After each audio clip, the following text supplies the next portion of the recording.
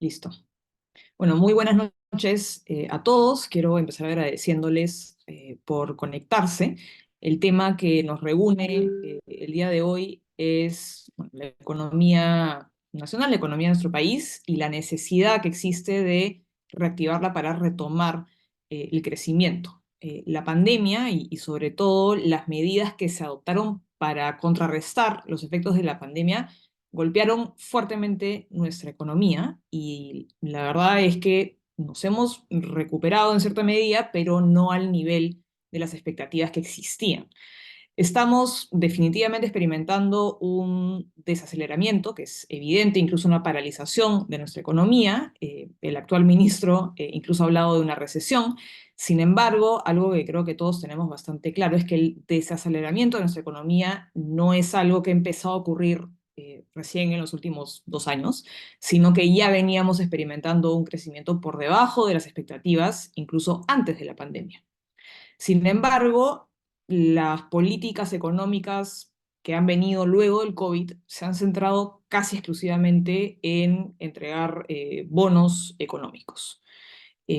Desde el actual gobierno tampoco parece haber, digamos, una reacción. Pareciera que solo se contempla continuar con mayor gasto público como una solución al estancamiento de la economía y hasta hoy no se han planteado medidas que fomenten la inversión privada, la creación de empleo, la formalización y, en términos generales, la productividad de nuestra economía, ¿no?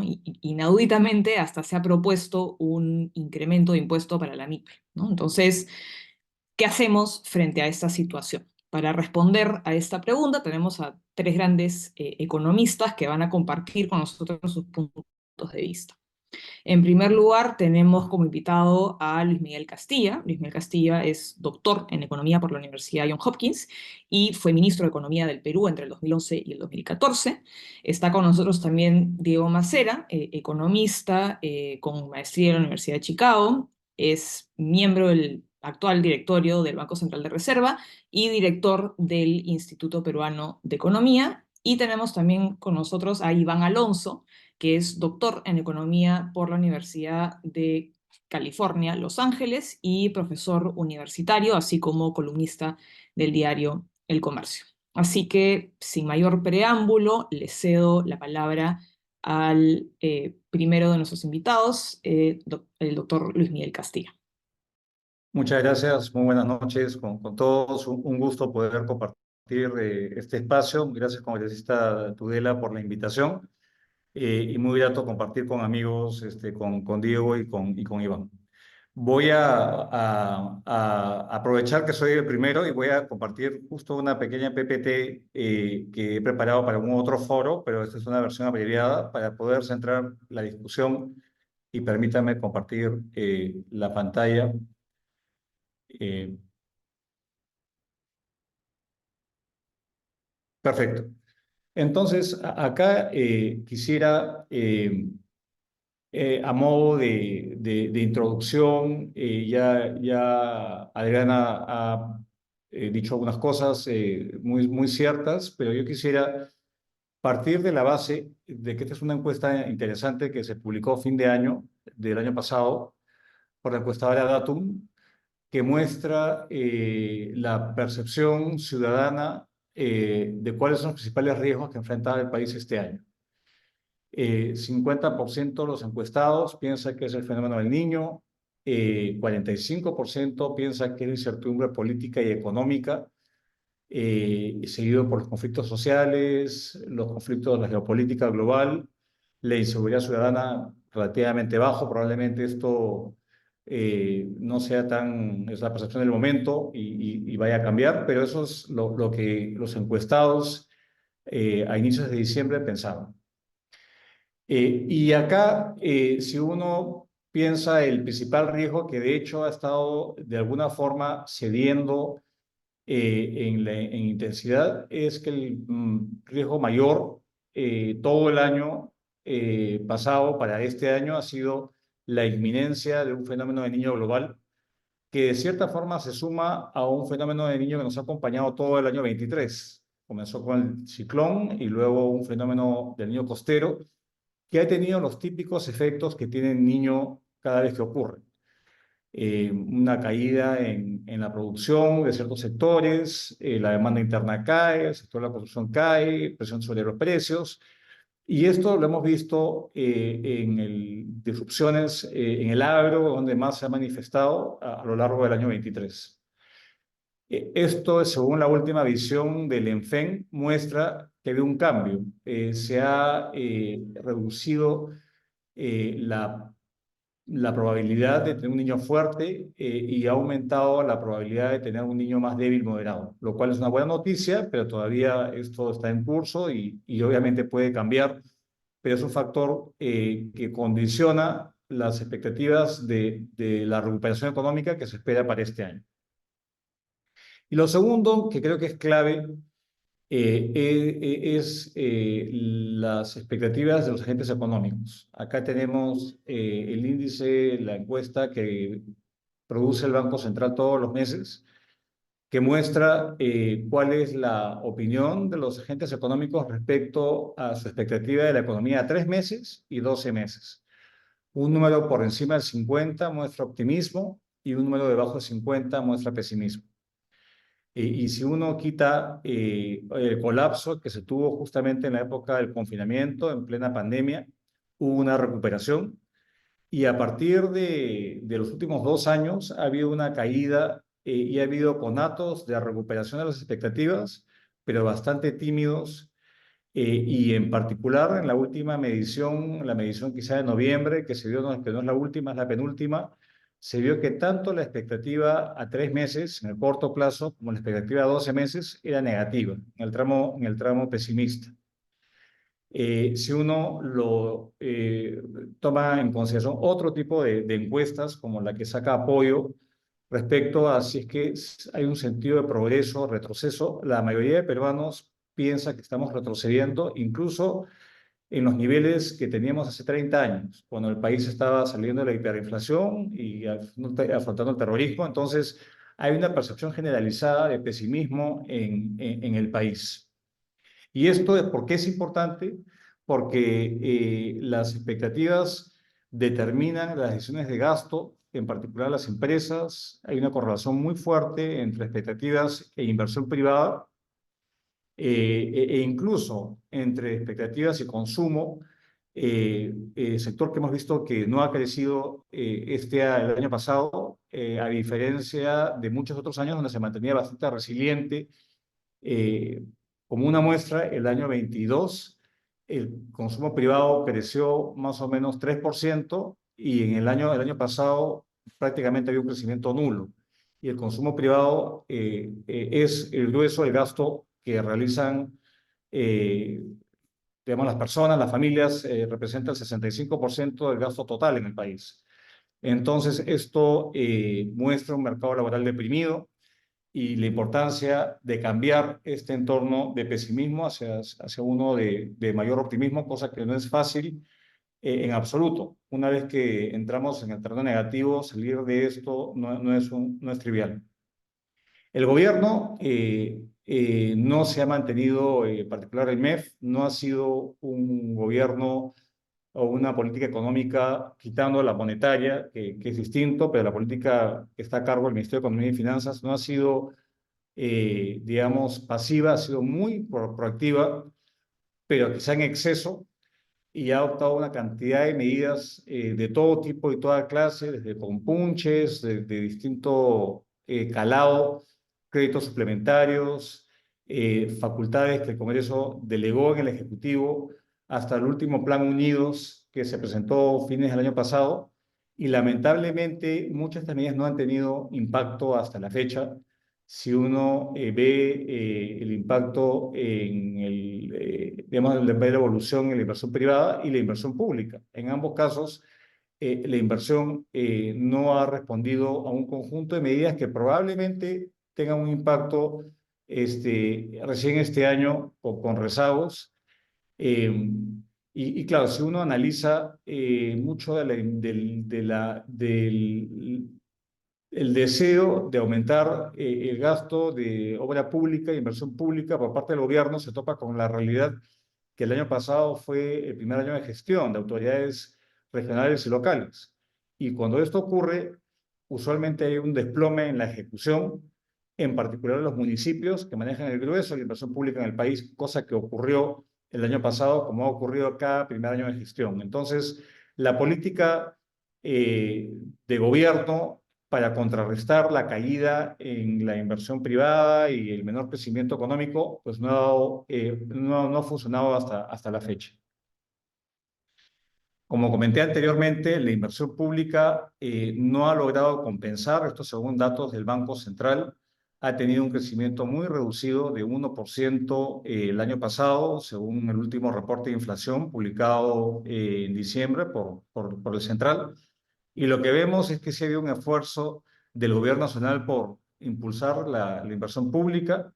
Lamentablemente, los gobiernos subnacionales han tenido un desempeño negativo, en particular los municipios, y esto, si uno lo compara con los primeros años de gestión de autoridades subnacionales, el 11, el 15, el 19, es lo típico que ocurre en un año de inicio de gestión por motivos de falta de capacidades, expedientes técnicos deficientes, falta de cuadros, alta rotación y en general una baja capacidad de ejecución de gastos, que ha hecho que la respuesta del estímulo fiscal pues no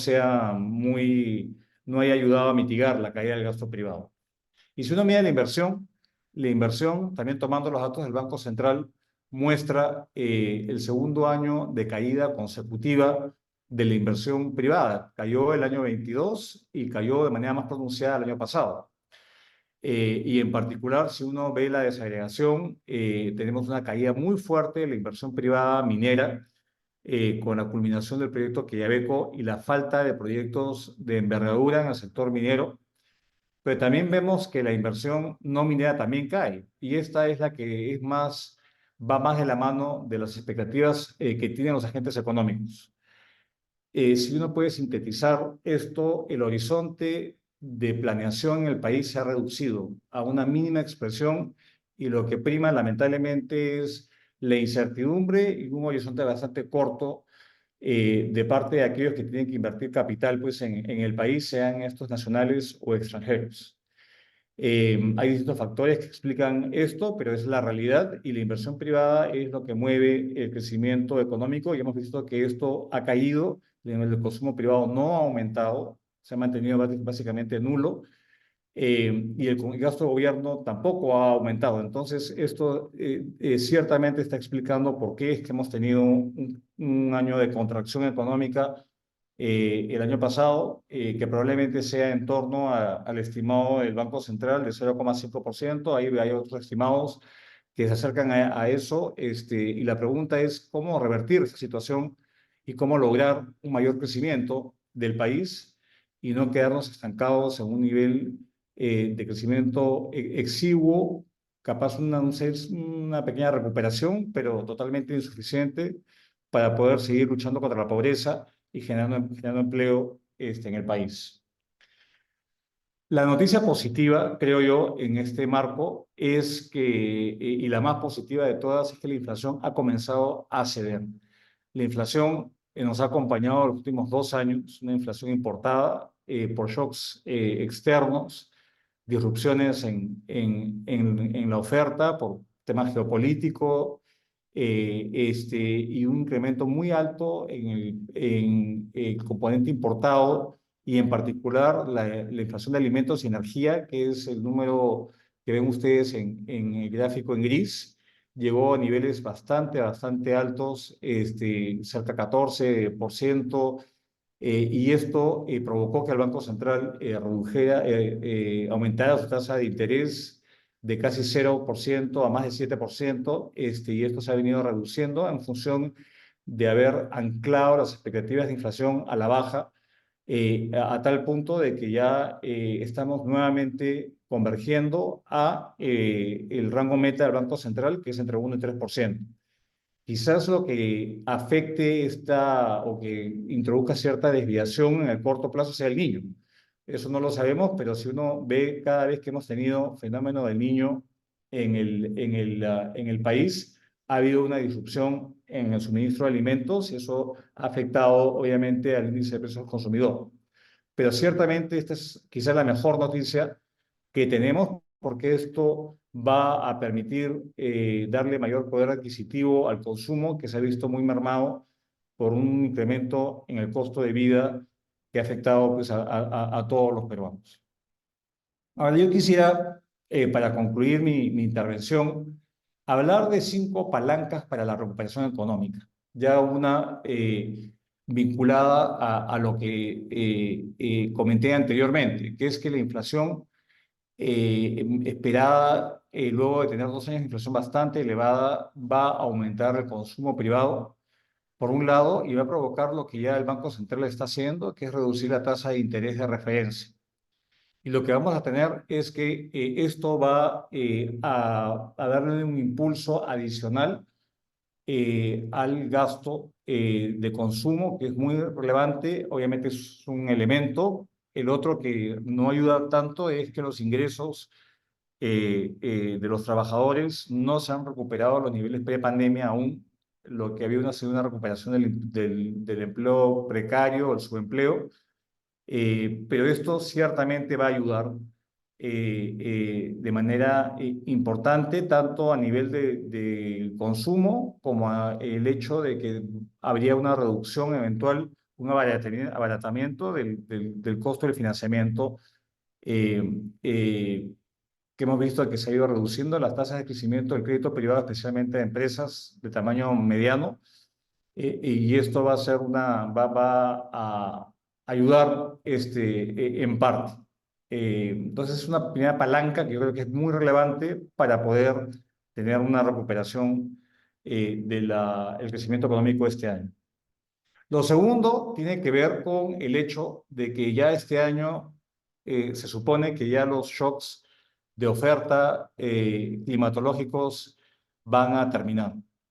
Y uno mira por el lado de un indicador de cadenas globales de producción como proxy de shock de oferta, vemos que hubo un incremento muy grande.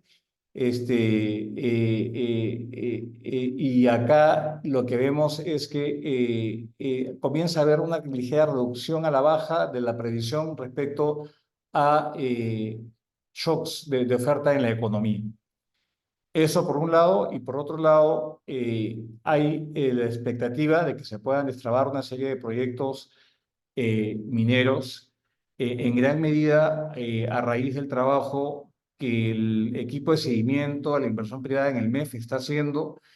Ahora, estos proyectos y esta expectativa de inversión minera es de una cierta recuperación, pero no a los niveles que teníamos hace algunos años, donde teníamos en promedio un flujo de inversión minera en el país más o menos en torno a 9.000, 10.000 millones de dólares anuales hace 10 años, a un nivel de entre 3.000 a 3.500, 4.000 millones al año en la actualidad. Entonces, una fracción de lo que teníamos en el pasado, pero creo que los precios se mantienen relativamente altos del cobre, en línea con la transición energética, en línea con niveles que se van a estabilizar por encima del nivel promedio de los últimos 10 años, y habría la posibilidad de tener un mayor apoyo a la minería este año, tal como fue el caso del año pasado, donde la minería fue clave para evitar una recesión mayor de la que efectivamente registramos. La tercera palanca tiene que ver con un incremento en la capacidad de gasto, en particular de los gobiernos municipales. Hay que recordar que en general la inversión pública, más o menos un 60-65% la ejecutan gobiernos regionales y locales. Y en particular los gobiernos municipales tienen un rol muy importante con competencias que son compartidas con el gobierno regional, pero que tienen un rol muy activo de recibir recursos por canon, por regalías y transferencias, y se esperaría de que ya la curva de aprendizaje se dio y habría una mayor capacidad de gasto en el segundo año de gestión. Lo mismo ocurriría a nivel de los gobiernos regionales, pero yo pongo el énfasis en lo municipal porque ahí hay mayores recursos que tienen especialmente de canon a aquellas jurisdicciones en zonas mineras del país. Entonces, uno esperaría de que habría un impacto rezagado de mayor gasto especialmente este año, que compense la caída tan importante que vimos el año pasado.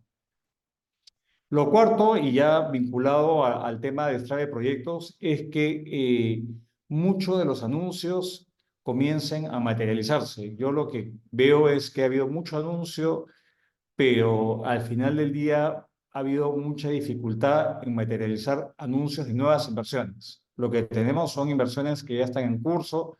Si uno se pone a pensar, bueno, la inversión importante del aeropuerto Jorge Chávez, la ampliación ya venía en curso, ya está en la fase, digamos, ya de culminación. Lo mismo el puerto Chancay, que fue una decisión tomada hace tiempo, pero ya son inversiones que ya comienzan, ya están en la fase madura y se van a dar. Pero nuevas inversiones, tenemos 2.000 millones que se prevé van a ser destrabados por el equipo especial de seguimiento del MEF. Eh, Todo ayuda, pero creo que no sé si esto sea lo suficiente. Lo que el MEF, por ejemplo, tienen en cartera son inversiones por 30.000 millones de dólares priorizadas, y eso es una pequeña fracción.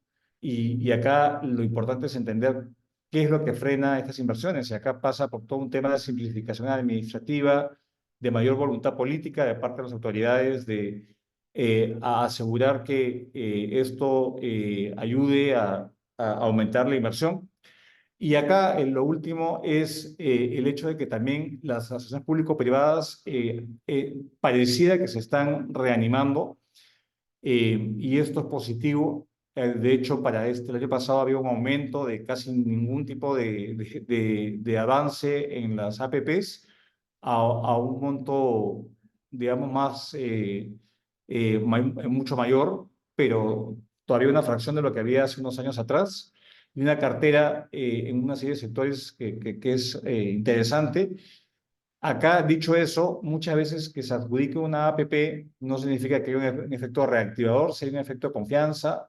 Al entrar en licitaciones, operadores internacionales, es un signo de confianza hacia el país, pero eso no quiere decir que se materialice pues, una reactivación, porque cuando se adjudica un proyecto comienzan usualmente los problemas y pasa mucho tiempo entre la adjudicación y la fase constructiva, y la fase, digamos, de inversión como tal toma un lapso relativamente, digamos, no menor de tiempo.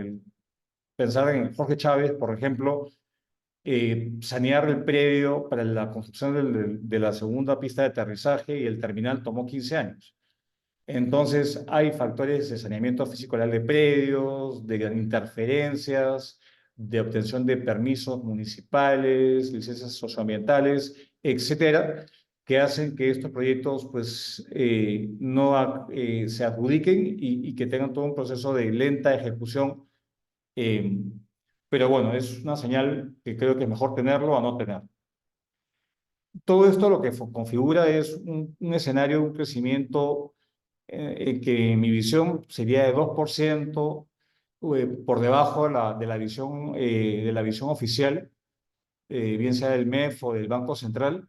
Pero acá quizás lo más relevante en mi punto de vista es lo que comentaba Adriana, que es el estancamiento del crecimiento económico, ¿no? Hace unos años nuestro crecimiento potencial era en torno a 6%, y hoy en día tenemos un crecimiento potencial que es mucho más bajo que eso, 2,5%, según cálculos del Banco Central, del MEF, por un lado.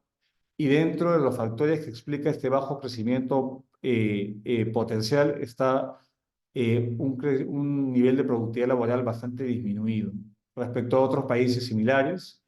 Y es un solo factor que explica por qué el Perú se ha venido estancando, por falta de reformas, quizás, y por un entorno muy, muy enrevesado y muy costoso transaccionalmente para materializar inversiones por un lado, y avanzar en reformas que mejoran la competitividad y la productividad, que es clave para el crecimiento a largo plazo.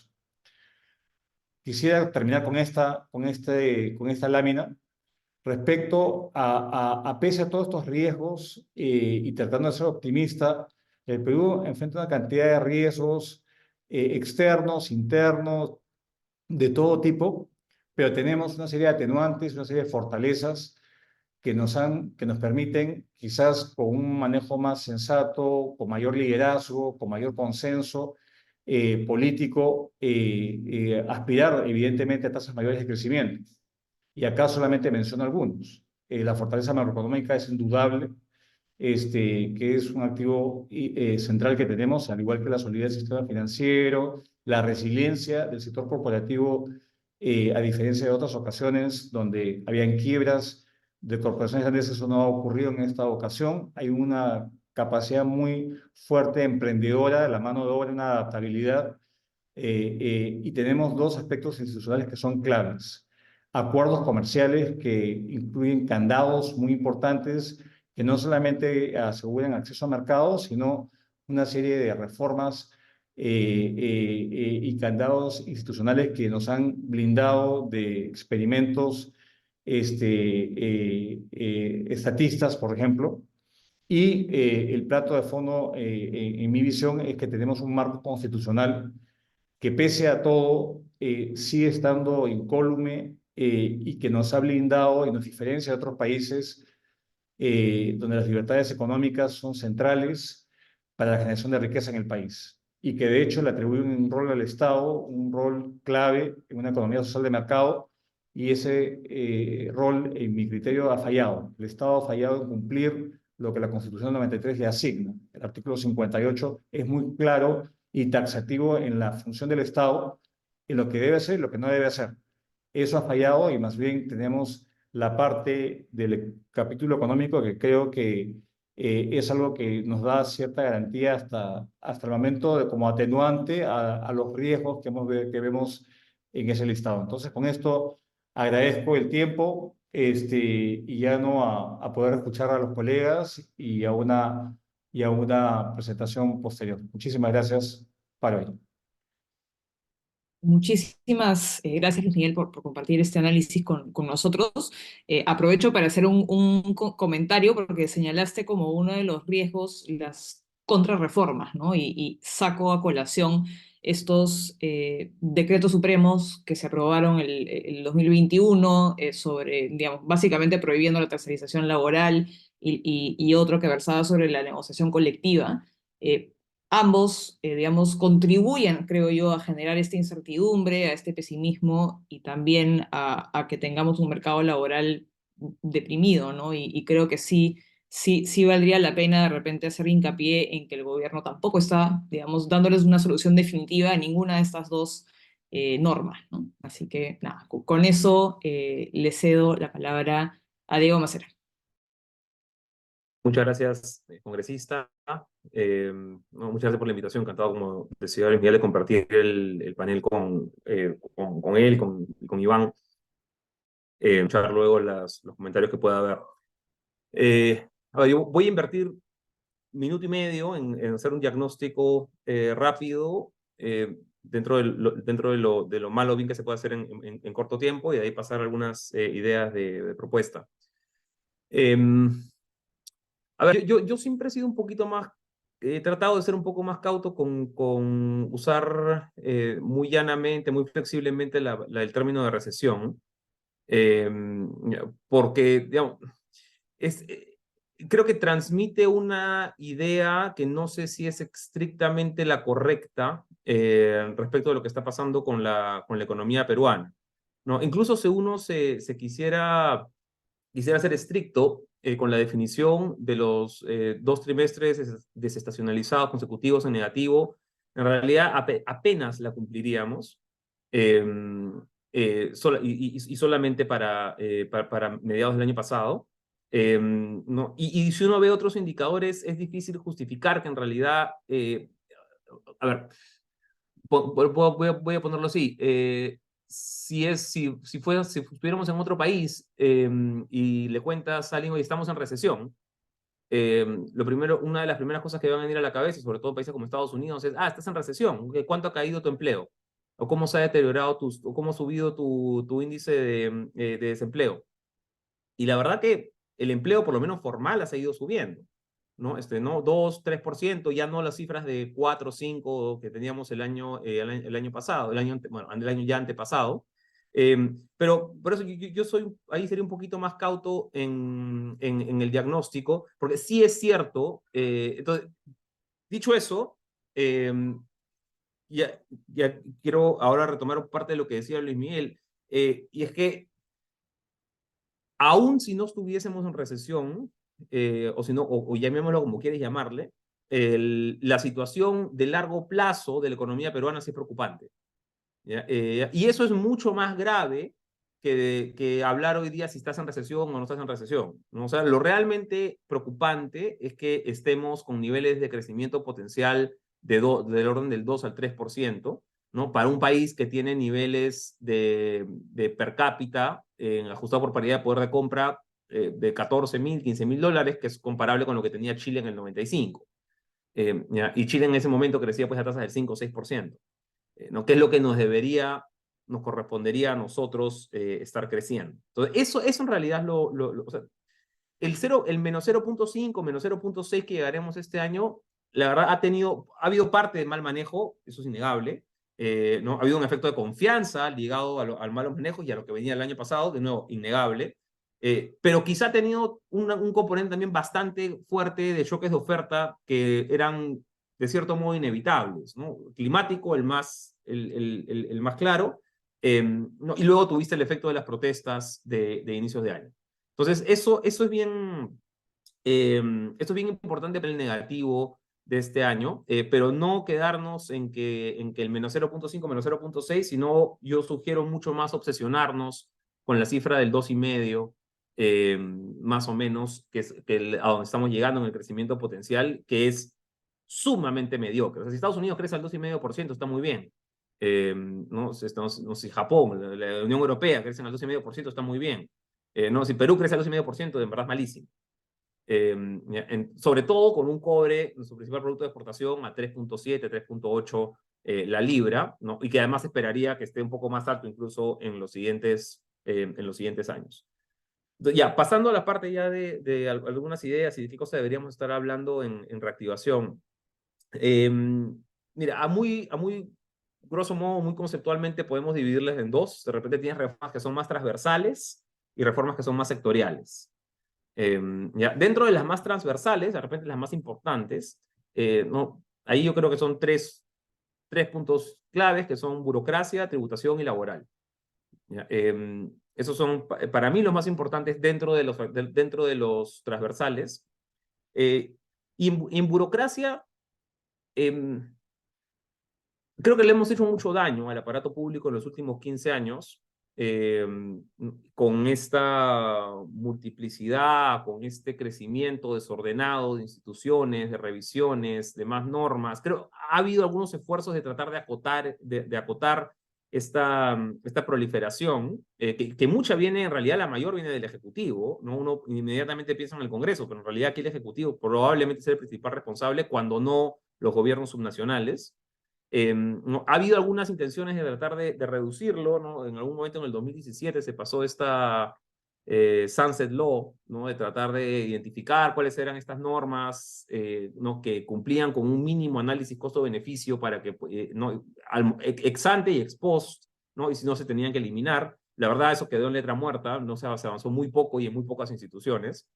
Y quizás algo en lo que se debería retomar, difícil que se haga ahorita pues con las decenas de miles de normas que están dando vueltas, no, pero de repente aquí sí identificar algunas de las más claves, tanto para el funcionamiento del sector público como para el funcionamiento del sector privado. Y el gran problema que tenemos acá, como todos saben, es que claro, una vez que tú asignas poder sobre algunas instituciones, sobre algunos funcionarios, lo último que van a querer es, pues, no, desaparecer, lo último que quieren hacer es desaparecer la institución o reducir el poder, ¿no? Porque, claro, en tu sistema de incentivos eso no encaja.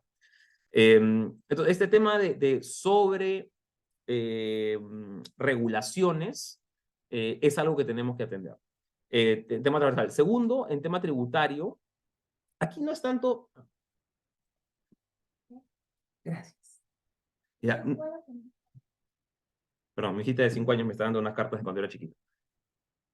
Eh, eh, Ok, lo segundo, el tema tributario.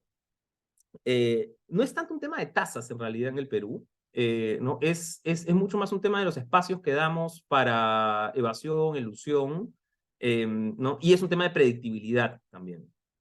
Aquí creo que perdemos demasiado, tanto contribuyentes como Estado, cuando permitimos que haya sistemas en los que la resolución de controversias judiciales, que a veces se le mal llama deudas, que no son deudas, son controversias, no puedan alargarse pues por 10, 15 años, ¿no? Con una apelación de un lado y apelaciones del otro, ¿no? Y al final, en realidad no ganan, no termina ganando ninguno.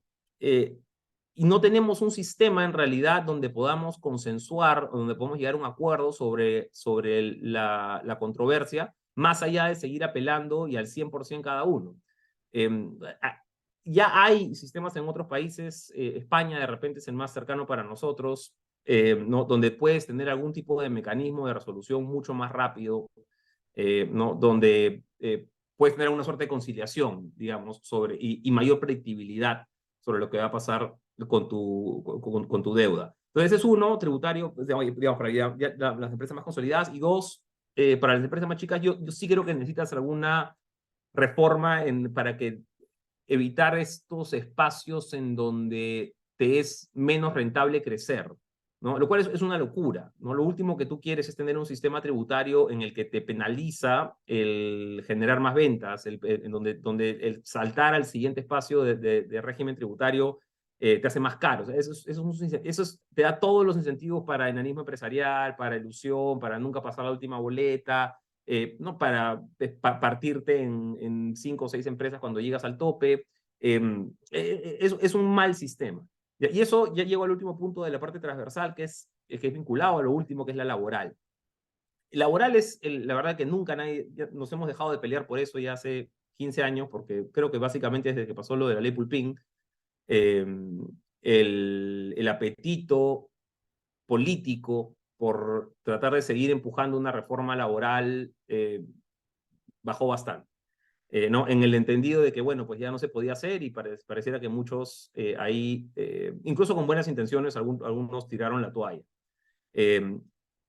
Eso no se puede abandonar, ¿ya? ¿No? Y se tiene que seguir, por lo menos, manteniendo viva la discusión de que regímenes laborales que son sumamente inflexibles y caros dañan las posibilidades de la gran mayoría de peruanos.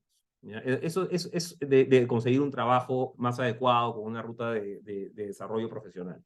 Y eso que era y eso de hecho era especialmente claro para los jóvenes, ¿no? Eso sí es algo que por lo menos si no se va a proponer seriamente a nivel político, porque no hay pues las condiciones, lo que uno quiera, como que uno quiere llamarle, por lo menos mantener viva la discusión y que no se dé como sentado de, oye, ¿sabes qué? Bueno, pues las cosas son así y así nos vamos a quedar para siempre. Eso sí creo que es algo que por lo menos se tiene que mantener en el debate. ¿No? Y ahí entran varias cosas, ¿no? Entra la interpretación del Tribunal Constitucional del 2001 en el caso Telefónica, respecto de la interpretación constitucional que se le debe dar a la protección adecuada por despido arbitrario. ¿No? Entra qué cosa vamos a hacer con la CTS, ahora que la CTS le hemos liberado ya no sé cuántas veces, ya en realidad como un salario más ahorita, esa es la mejor manera de tenerlo, tenemos que pensarlo.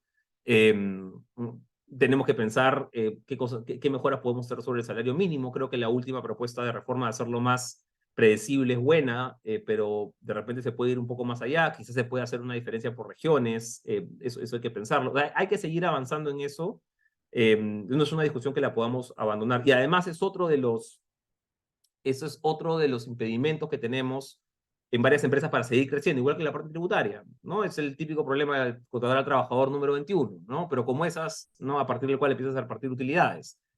¿No? Pero como esas tienes varias, de nuevo, que son saltos discretos en tus niveles de costos, que no hace mayor sentido. De repente hay una propuesta interesante, creo que fue de Elmer con Claudia Cooper, la Cámara de Comercio de Lima, que era no tanto vincular los costos laborales no salariales, no vincularlos tanto al tamaño de la empresa, sino al nivel de remuneraciones del trabajador. Una salida por lo menos a explorar, no me parece interesante.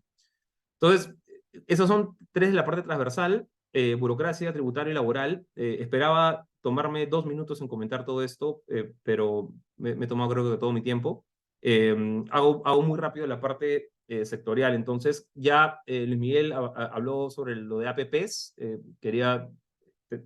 Tenía pensado comentarlo también, pero ya Luis Miguel lo dijo. Creo que es algo indispensable de seguir tratando de empujar, no solamente, como bien lo dijo ya, en la parte de adjudicación, sino en avanzar los proyectos que ya están, que a veces es lo más complicado. Eh, y acá, y volviendo a una idea del inicio, tenemos que tener a alguien responsable de los retrasos. ¿Ya? No tanto en la parte de APPs como cuando hablamos en lo segundo en minería. Lo que no podemos tener es que, claro, el proyecto se retrasa por una autorización que nunca vino del SENACE o de la ANA o del Ministerio de Cultura o del MINEM. Y bueno, no importa, ¿no? Está atrasado pues 2 meses, 6 meses, 8 meses y ya, eso no puede suceder. ¿Ya? O sea, ese nivel de impunidad, de retraso absoluto en sector público, no, tendrías que tener alguna respuesta firme con respecto de eso. Y la verdad que este retraso impune está absolutamente generalizado. Y bien, gracias.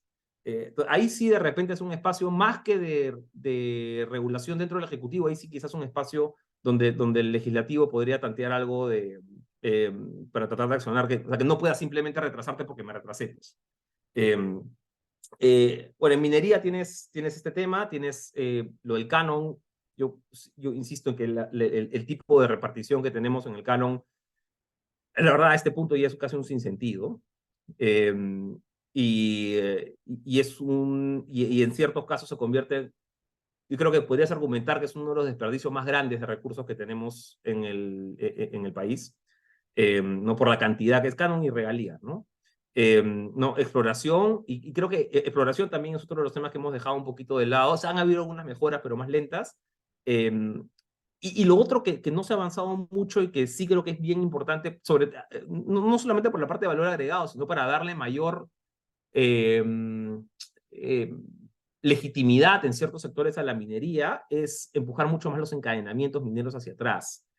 Hubo eh, una buena iniciativa de tener este hub minero del sur en Arequipa, donde estuvo la CAF, no creo que estuvo el BIT, si no recuerdo mal, obviamente el Ministerio de Energía y Minas, algunas grandes empresas mineras del sur, universidades. Entonces, creo que ese es un ecosistema en donde deberíamos poder seguir empujando para tratar bueno, si quieres el ejemplo claro es el camino de Australia, pero si estamos para no irnos muy lejos, Chile nos lleva una década en eso, en desarrollo de proveedores mineros que inicialmente están trabajando para la empresa local, la empresa regional, pero luego los buenos se especializan ¿no? Y eventualmente pueden vender su tecnología de nuevo, de alto valor agregado a nivel internacional. O sea, ese es un camino obvio que deberíamos tratar de seguir empujando. Se avanzó algo del MINEM, pero la verdad que se dejó un poco de lado.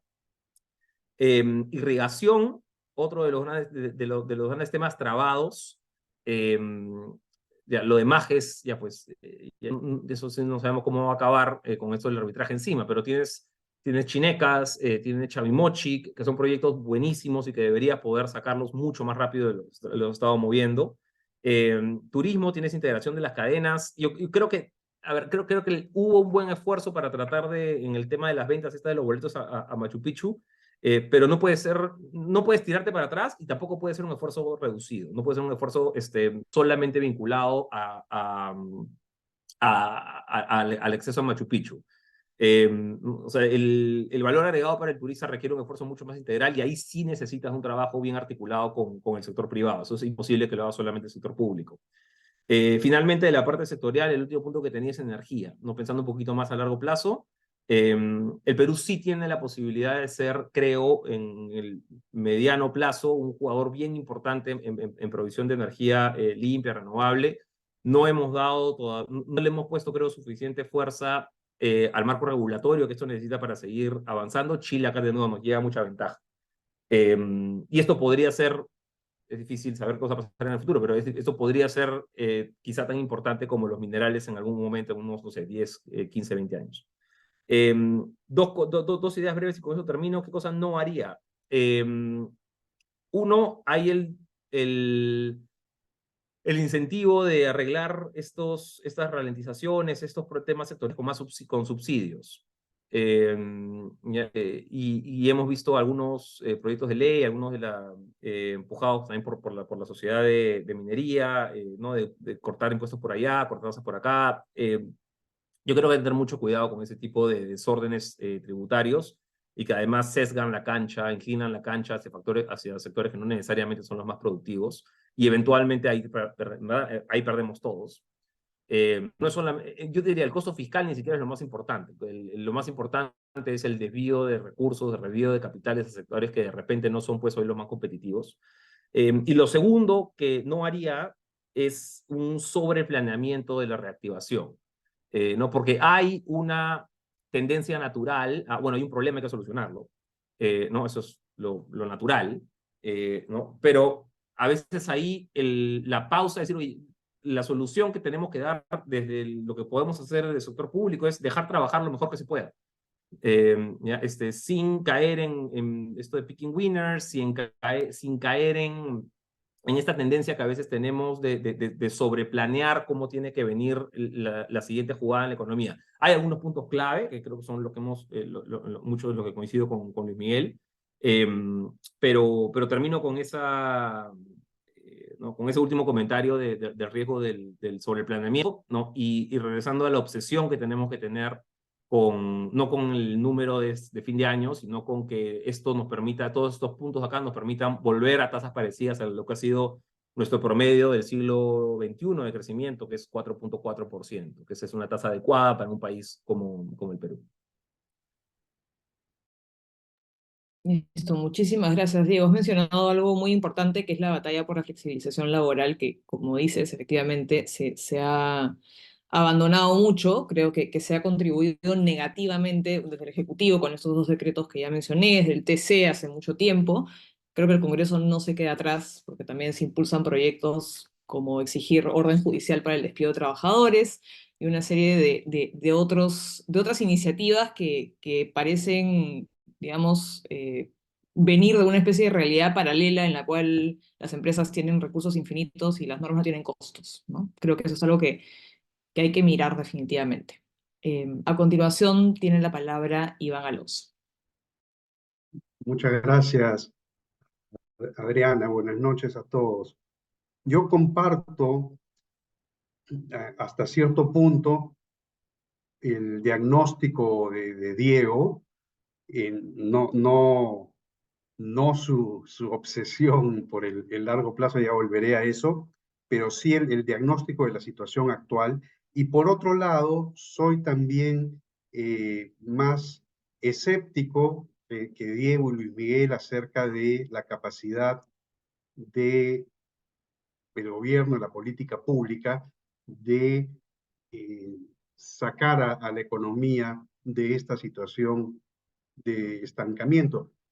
Yo no la llamaría tampoco recesión, en realidad no me parece muy productivo detenerse en una discusión semántica, pero hay una gran diferencia entre una crisis que significa una caída generalizada de la actividad económica, con una caída del empleo, con varios sectores contrayéndose.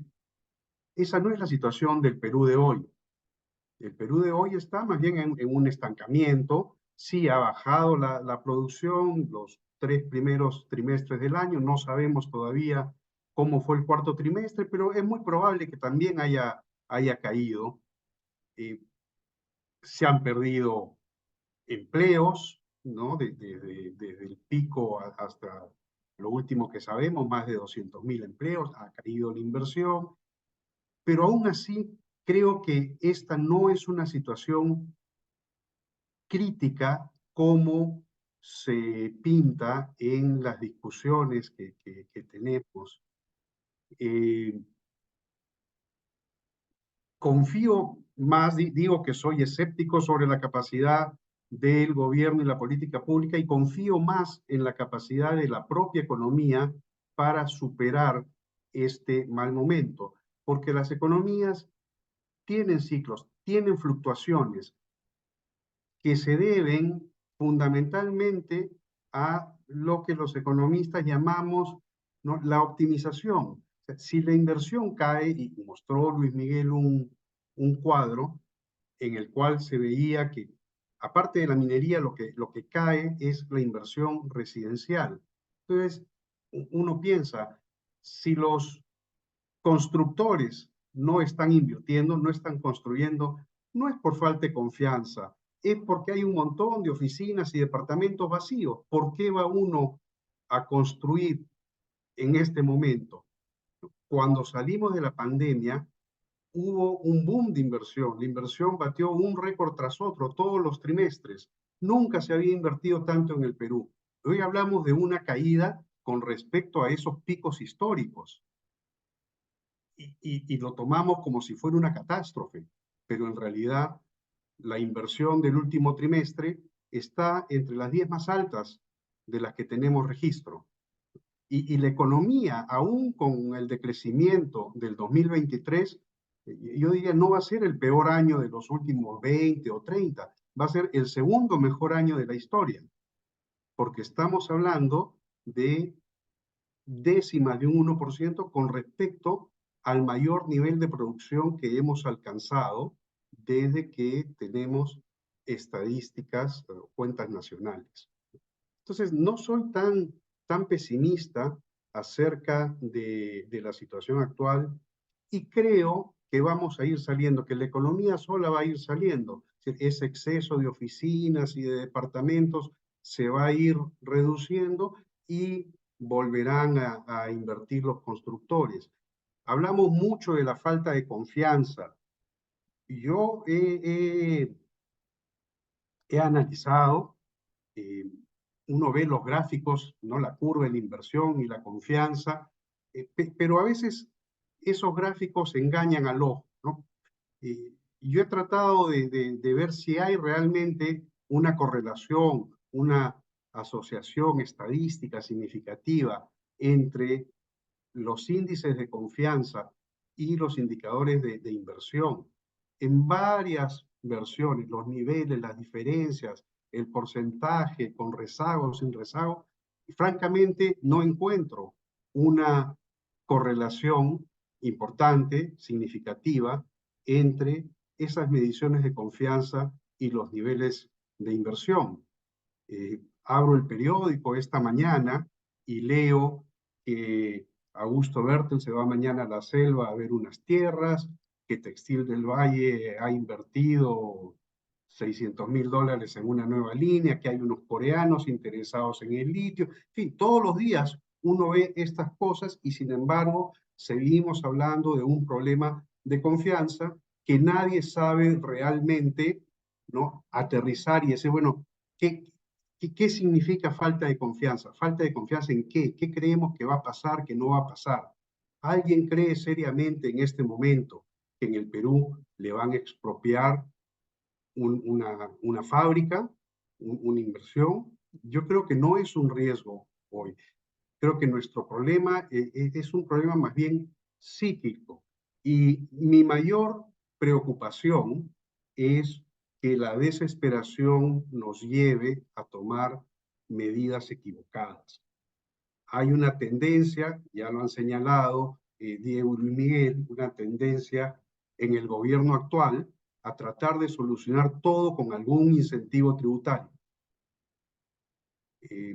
Queremos reactivar el turismo, bajémosle el impuesto. Queremos crear empleo, una deducción extraordinaria para contratar jóvenes. Queremos fomentar la inversión, depreciación acelerada. Pero todas estas cosas son el tipo de cóctel, ¿no?, que tomábamos en los años 80. Nuestra economía estaba llena de estos incentivos por acá y por allá, que se anulan entre sí y todos terminan destruyendo valor. Y estamos yendo lentamente en ese camino.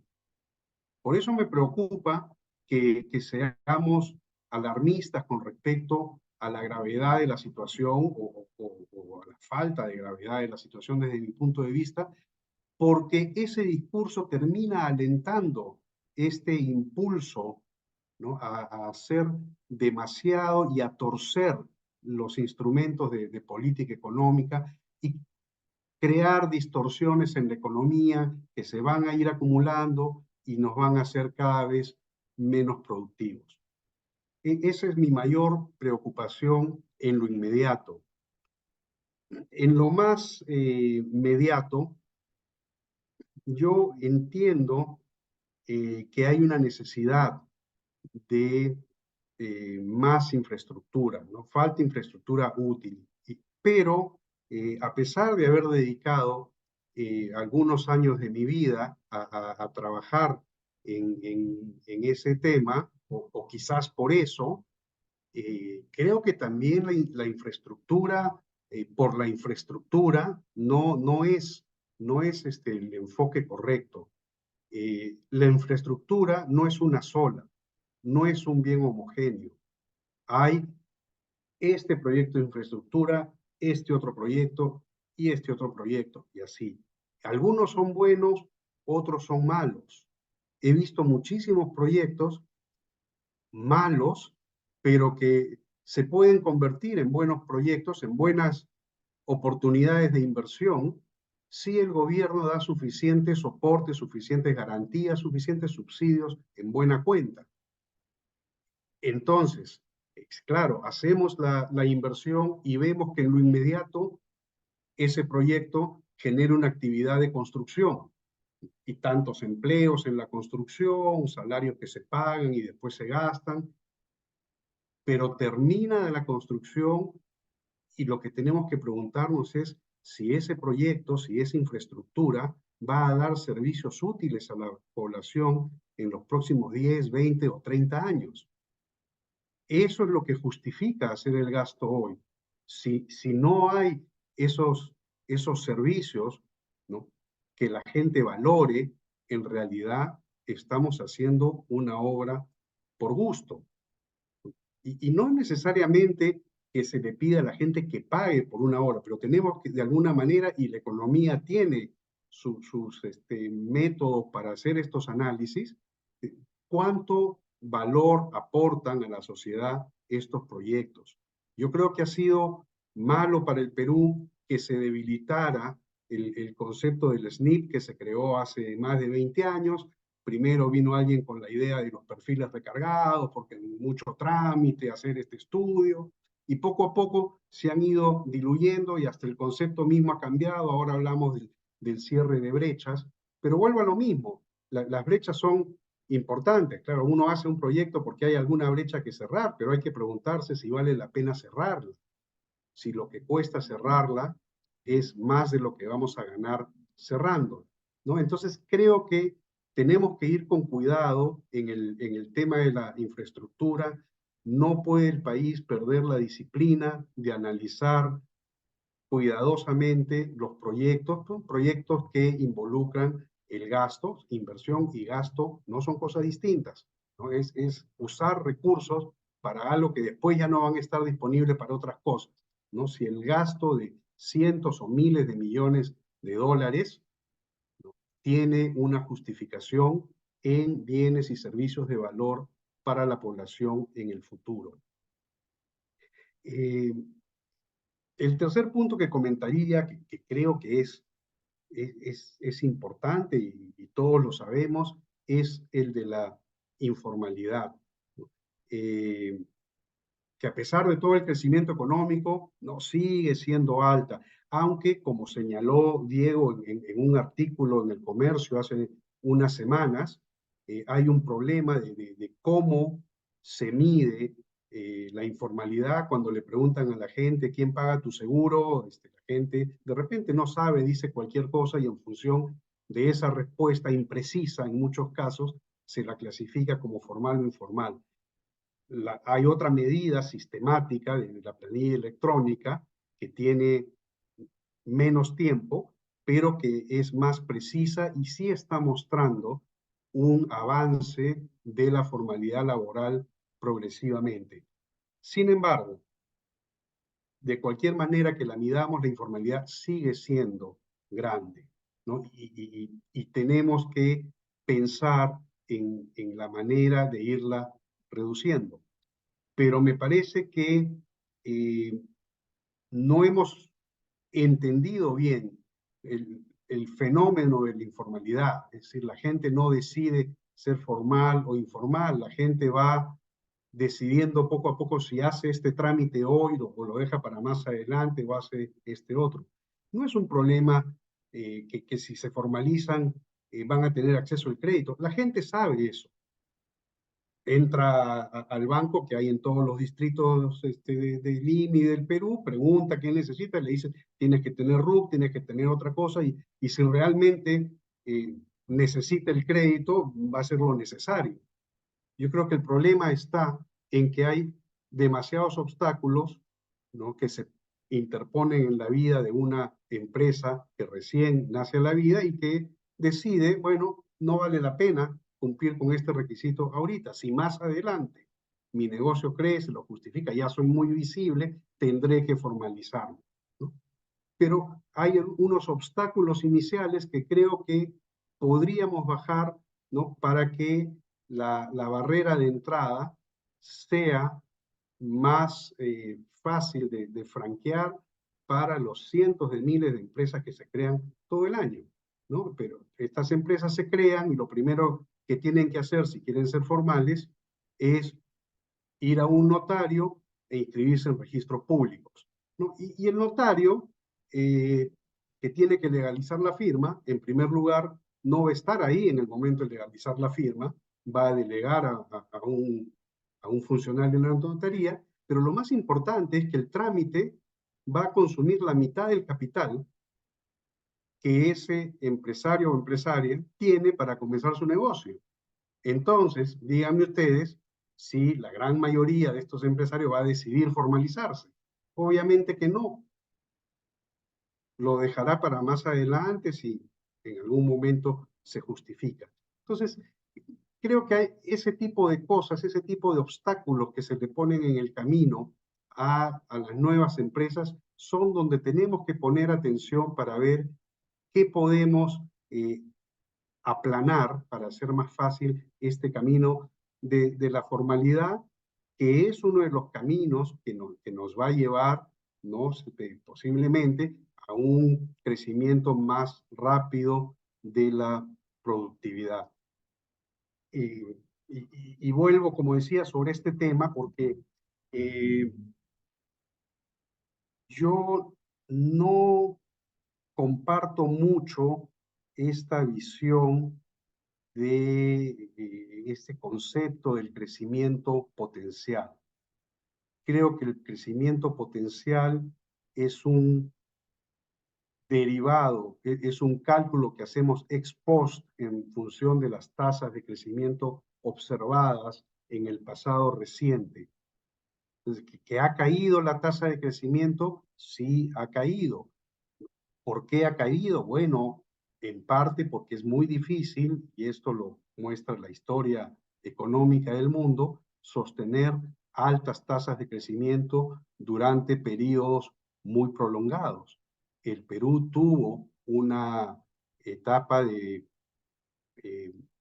15 años posiblemente, o un poco más, si es que admitimos algunas interrupciones con las crisis que ha habido en el mundo, pero ha tenido 15, 20, un poco más de años con una tasa de crecimiento promedio arriba del 5%. Ese es un logro notable, pero así como es notable, es también difícil de sostener. No nos castiguemos demasiado si es que no podemos volver rápidamente a esas tasas. Bueno, no me quiero extender más. Decía que soy más escéptico sobre la capacidad del gobierno de sacarnos de este estancamiento, pero más optimista acerca de la capacidad de la economía de salir por sí misma, y creo que hay algunas señales de que la economía va a salir. el crédito bancario comienza nuevamente a crecer, quizás eso nos esté diciendo que en los próximos meses ya no vamos a ver una caída del PBI, sino quizás comencemos a ver una recuperación. Bueno, el tiempo lo dirá, pero yo, como digo, tengo un moderado optimismo de que en los próximos meses la economía va a estar otra vez en una trayectoria ascendente. Muchas gracias. Listo. Muchísimas gracias, Iván. A continuación tenemos una ronda final para hacer comentarios finales durante 5 minutos. Voy a transmitir algunas de las preguntas que se han hecho en el chat por parte del público, de repente para orientar un poco esos comentarios finales. Eh, Se ha mencionado mucho el tema de los incentivos tributarios, ¿no? Y varias personas han preguntado si es una buena idea reducir tributos, reducir el IGB, reducir impuesto a la renta. eh, este proyecto de ley que ha propuesta legislativa que ha enviado el MEF, digamos, para subir impuestos para las pymes, digamos, ¿qué impacto podría tener esto a futuro? También se ha mencionado el rol de los gobiernos regionales. Digamos, ¿cuál es la magnitud del impacto que tiene el mal manejo o la falta de manejo de presupuesto por parte de los gobiernos regionales en la economía? Y también se ha mencionado el tema de la austeridad y el gasto público.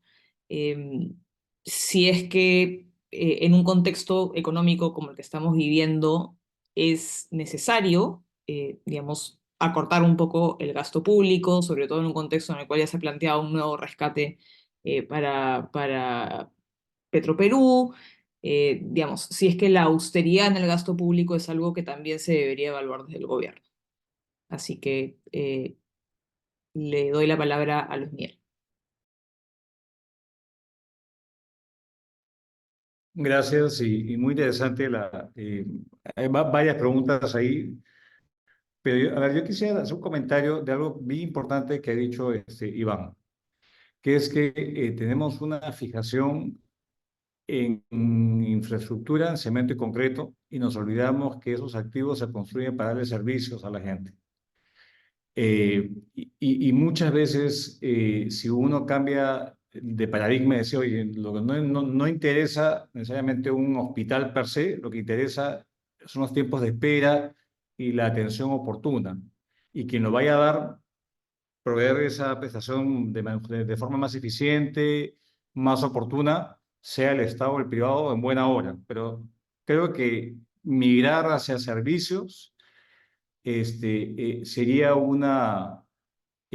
mucho mejor. Y hay ejemplos claros en los cuales, por ejemplo, cuando había una provisión privada, en el caso de salud,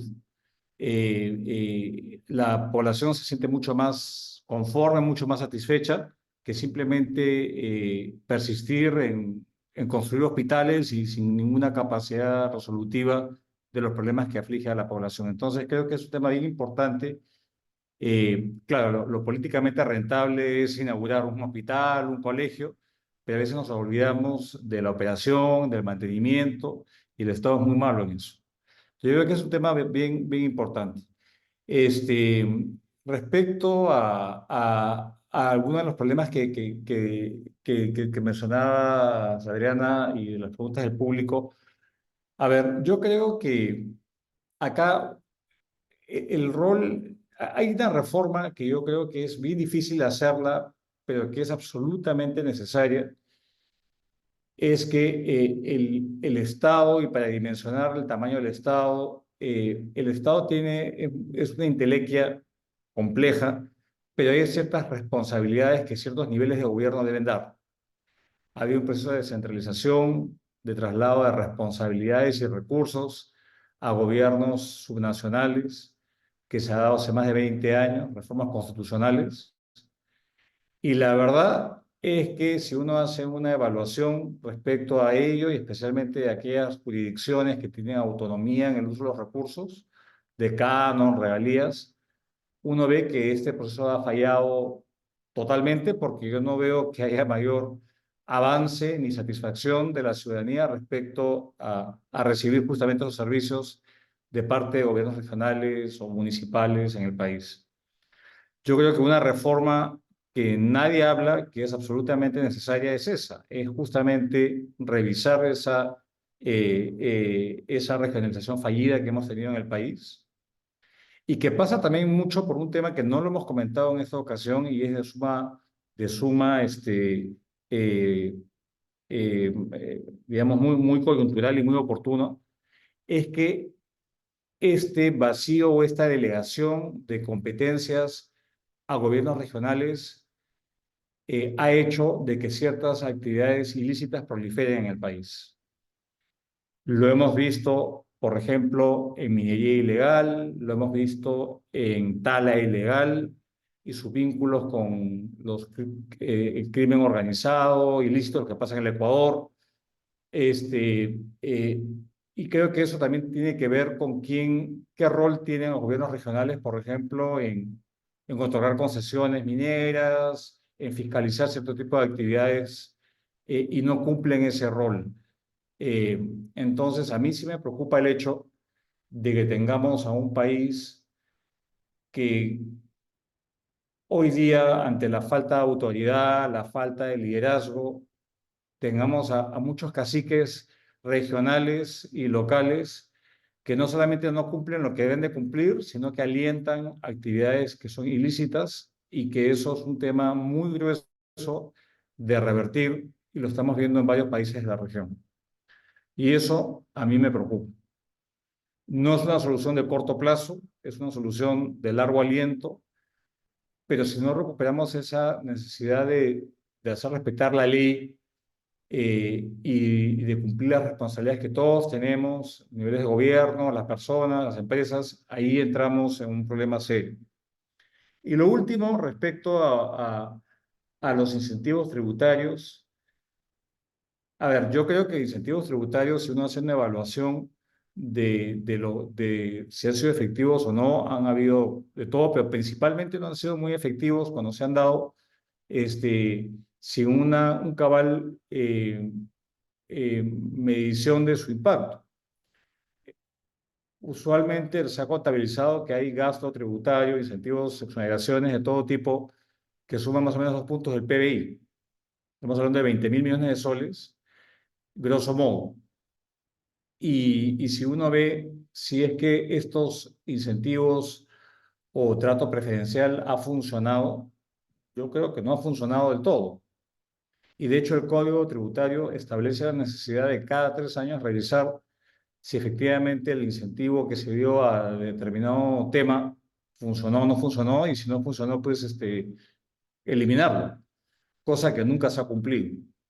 Entonces yo creo que tratar de fomentar cierto tipo de actividades a través de trato preferencial tiene sus limitaciones, genera distorsiones y genera pues un costo de oportunidad y no es claro los beneficios de eso. Entonces yo no estoy de acuerdo con ciertos proyectos de ley, por ejemplo, de industrias o etcétera, que se basan principalmente en que la única forma de crecer o impulsar un determinado sector es un trato preferencial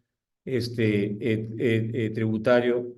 eh, Al contrario, yo creo que tenemos que aplicar la calidad regulatoria a todo nivel, cosa que no se hace, y voy más allá del tema tributario. Entonces, creo que hay temas que tenemos que resolver y yo coincido, esta sobrefijación de la recesión de este año, el punto no está ahí, el tema es cómo lograr que la economía evite un estancamiento, que se siga generando pues riqueza y que esa riqueza sea compartida por todos y que todos los que tienen responsabilidad pues la cumplan, especialmente las entidades estatales que hoy día lamentablemente están sin brújula y no cumplen lo que la ley establece.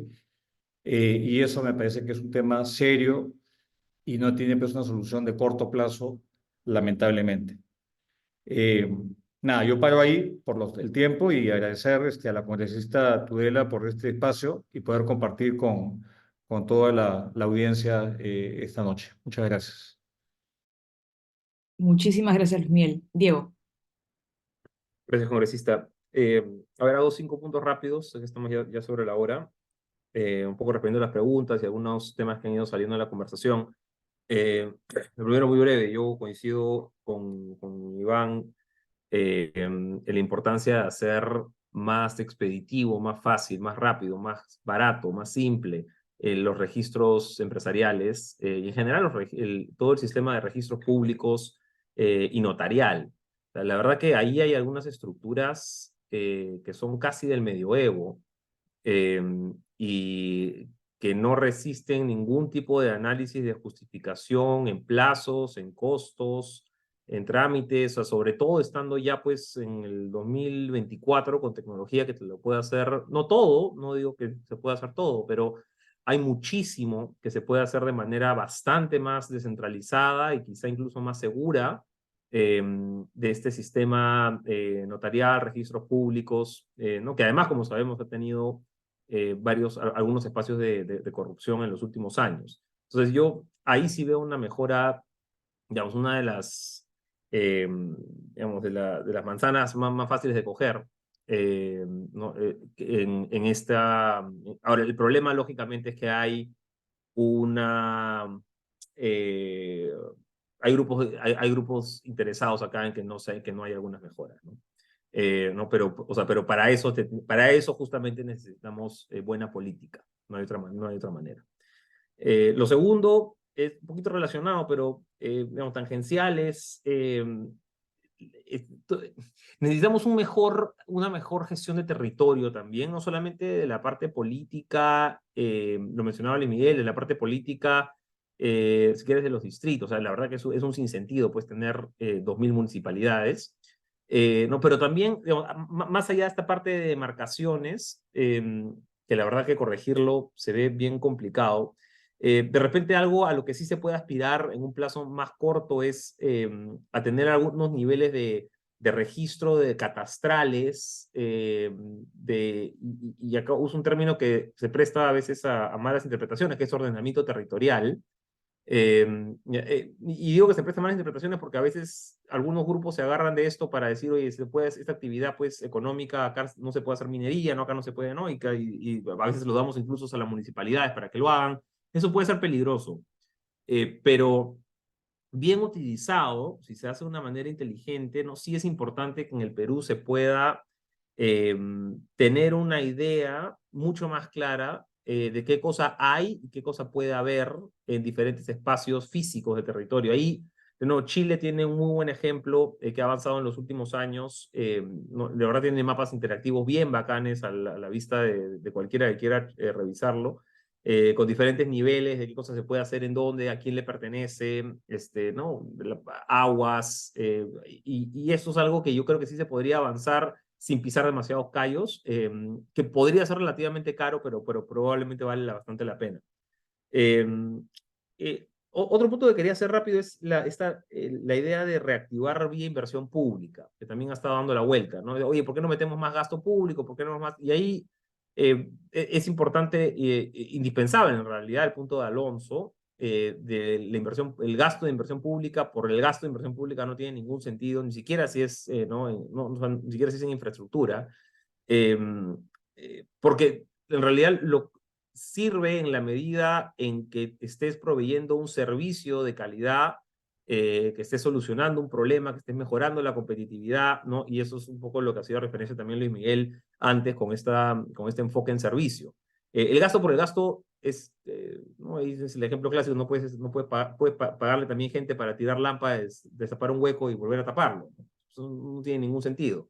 E incluso uno puede jalar más el argumento y decir, eh, tampoco hace mucha diferencia en términos de producto, ¿no? O sea, la inversión pública es 4 o 5% del PBI, un año más o menos cualquiera, vamos a compararlo con la inversión privada, ¿no? Que es 18 a 20%. No estás hablando de 4 a 5 veces más peso, o sea, digamos, por cada punto que tú pierdes en inversión privada, tienes que compensarlo para mantener el mismo nivel de producto con 4 o 5 puntos más de inversión pública, lo cual no es logísticamente factible dentro del aparato público, ni es presupuestariamente responsable.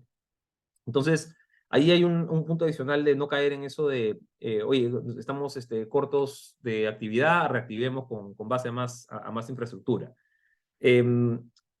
Yo no sería, a ver, a mí no me preocupa tanto si es que gastamos un poco más, en tanto el gasto sea eficiente y productivo. O sea, o sea, sí creo que es importante respetar la regla fiscal.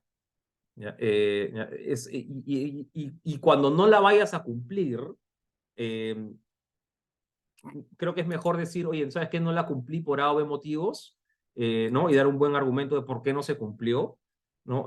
¿No? A hacer alguna de estas cosas, pues, que hemos visto en los en los últimos meses.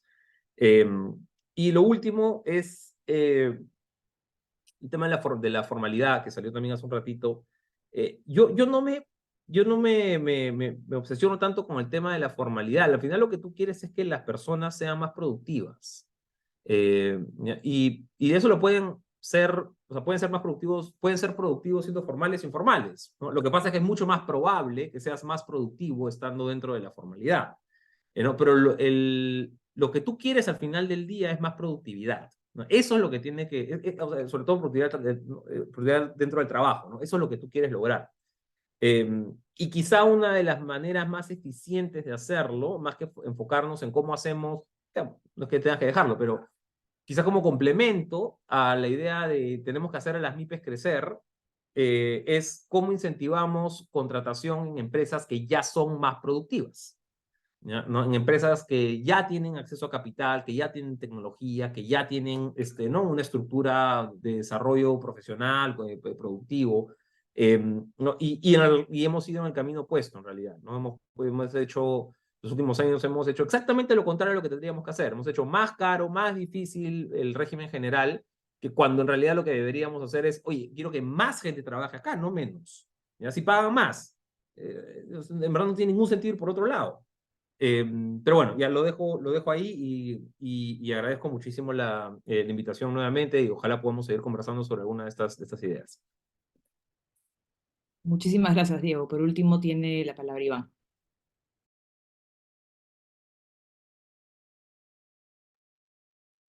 Creo que estás con el micro apagado.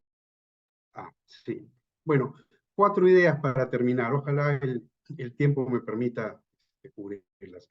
Primero, había una pregunta sobre los incentivos tributarios. Sí, yo creo que siempre son una mala idea, ¿no? Y no diría mala, diría pésima idea, ¿no? Pues, porque no es tanto lo que cuesta, el impuesto que se pierde. Sí, eso es importante porque hay que mantener el equilibrio fiscal, pero el mayor problema es la distorsión, la orientación de los recursos en una dirección distinta a lo que dicen las señales del mercado. El mercado es extraordinario para decirnos qué debemos hacer, ¿no? Qué cosas la gente aprecia, valora y está dispuesta a pagar por eso. Dediquemos nuestro esfuerzo, nuestro tiempo a producir esas cosas. Cuando ponemos incentivos tributarios, nos mareamos, comenzamos a mirar a otro lado, porque ya no dependemos tanto de que la gente valore lo que producimos, sino de que exista el incentivo para compensarme, ¿no? Ese es el problema fundamental. Segundo, vi en el chat una pregunta acerca o un comentario acerca de lo que toman los trámites de marketing de copy. No conozco el caso particular, pero sí creo que a lo largo de los años la burocracia ha ido creándose más trabajo para sí misma y creando más regulaciones. La minería es el caso egregio, ¿no? Donde hay que cumplir ahora con cientos de permisos, pero en todo tipo de actividad hay cada vez más requisitos que la verdad uno no tiene que ser demasiado suspicaz para saber que el 80 o el 90% de esos requisitos no sirven ningún propósito útil, ¿no? Hay que regular, hay que traer a alguien como Federico Sturzenegger de Argentina para que dé este decreto con las 300 leyes y reglamentos que se necesita derogar.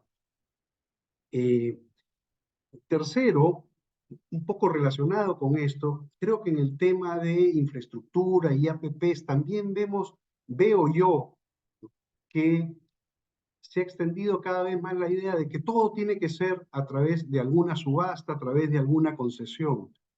¿Por qué Proinversión se dedica a licitar proyectos eléctricos si el mercado eléctrico es un mercado privado, competitivo, donde los inversionistas evalúan sus proyectos y arriesgan o no arriesgan?